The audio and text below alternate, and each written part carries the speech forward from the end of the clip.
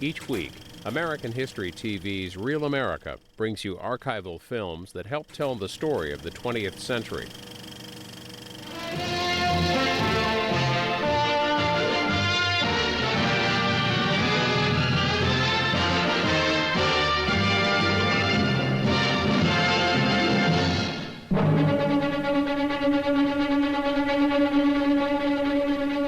The windy city of Chicago is white as well as windy, battered by a furious winter storm which dumped 2 feet of snow across the Midwest.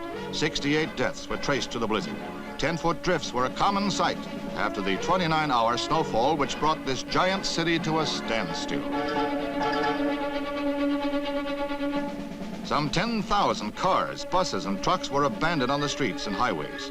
Train and airline operations were halted, some for several days. There was widespread looting, and many fires broke out. Helicopters flew emergency missions with food, drugs, and blood supplies. Milk, bread, fuel, and mail deliveries were all stopped by the snowstorm, described as one of the biggest and worst of the century. It reduced Chicago to a toddling town, indeed.